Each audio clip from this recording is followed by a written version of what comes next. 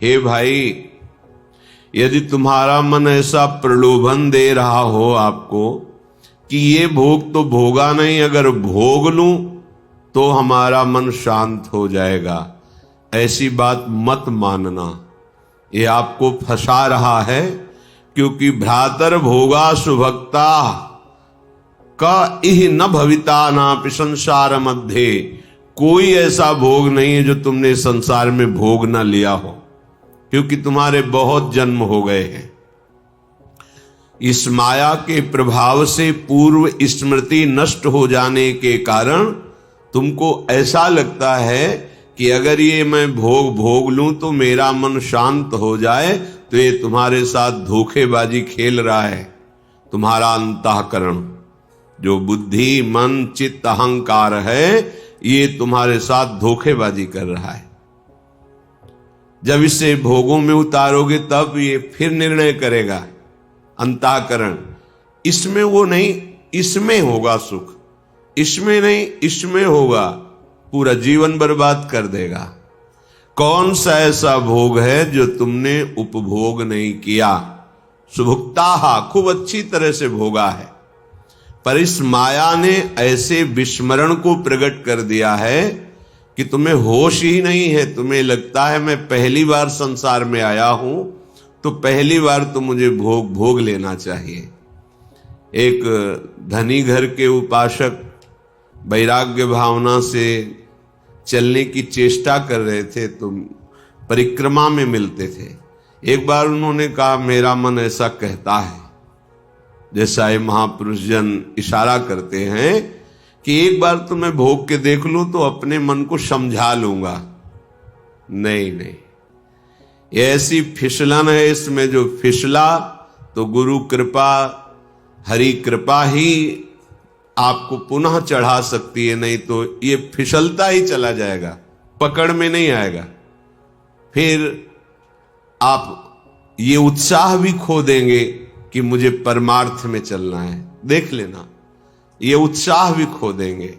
जैसे जैसे आप धर्मयुक्त विषयों का सेवन और अधार्मिक क्रियाओं का त्याग, वैसे वैसे आप में एक ऊर्जा शक्ति, एक अध्यात्म बल, निर्णय करने की शक्ति, दुखों को सहने की शक्ति, कोई तुम्हें परास्त नहीं कर सकता, ऐसा एक ओज तेज बल ये प्रकट हो जाएगा।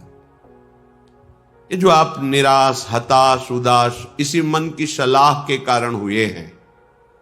इसलिए हे उपासक, हे भाई, तुमने सब भोग लिए हैं, मन की इस चाल में मत फंसना।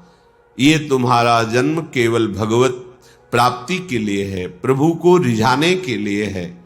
कभी मान बड़ाई में, कभी भोग वासना में, कभी शरीराभिमान में, कभी मोह ममता, ये ऐसे फंसाती रहती माया। विद्यादानाध्वराद्यैः कति कति जगति ख्याति पूजाद्य लब्धा। कभी कभी मन धर्म की आड़ में दान पुण्य आदि की भावना से अहंकार को पुष्ट कराने लगता है। अंतःकरण चतुष्टय में 4 धर्म है। बुद्धि का काम निश्चय करना है, मन का काम संकल्प विकल्प, चित्त का चिंतन, अहंकार का स्वीकार करना। मैंने ये कर्म किया, मैं ऐसा कर्म करूंगा, मैंने ये भोगा, आगे ऐसा भोगूंगा। ये जो अहंकार को पुष्ट करने के लिए धर्म की आड़ में दान पुण्य आदि करते हुए हम अहम को बढ़ावा देते, ये माया का फसाव है। अपनी वस्तु मानकर दान करने से ठीक है, कई गुना वो मिल जाएगी आपको, पर जितनी आपके पास है उतना आपको वो दुख दे रही है, भगवत विस्मरण करा रही है, अहंकार बढ़ा रही है, तो उससे 10 गुना और बढ़ जाएगा, तो अशांति तो और बढ़ जाएगी। तुम्हें लगता है वैभव बढ़ने से शांति होती है? नहीं, ज्ञान बढ़ने से शांति होती है।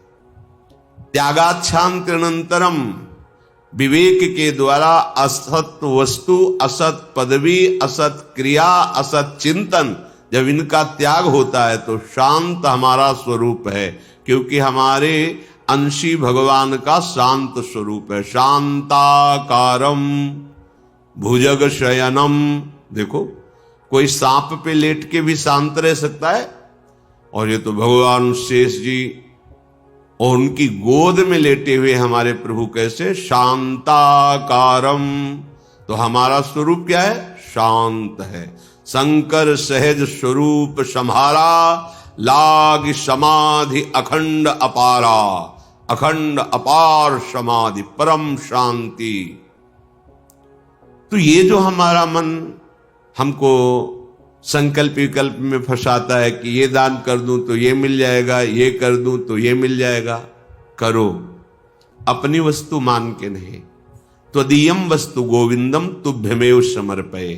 हे गोविंद, हे प्रियाजू, आपके द्वारा जो सेवा सामग्री दी गई है वो सेवा सामग्री आपके चरणों में समर्पित है। इससे आपको भगवत प्रेम मिलेगा, भगवत कृपा मिलेगी, आप महान शांति को प्राप्त होंगे। क्रिया वही है, अपनी वस्तु मान के दोगे तो कई गुना बढ़ के मिलेगी, और प्रभु की वस्तु मान के दोगे तो प्रभु मिल जाएंगे, जो परम लाभ है।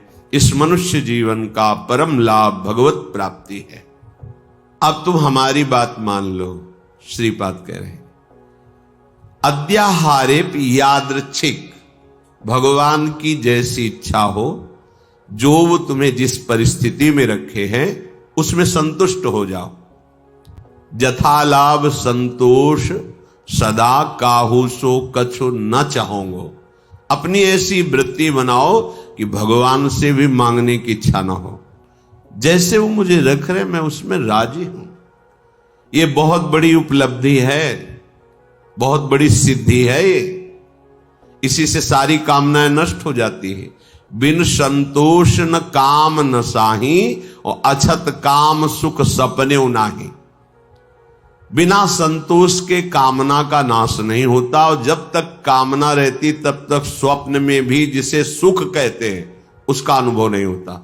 मैं सदा संतोष धारण करूंगा कि मेरे प्रभु ने जैसा विधान कर दिया है हमारे लिए पर्याप्त है।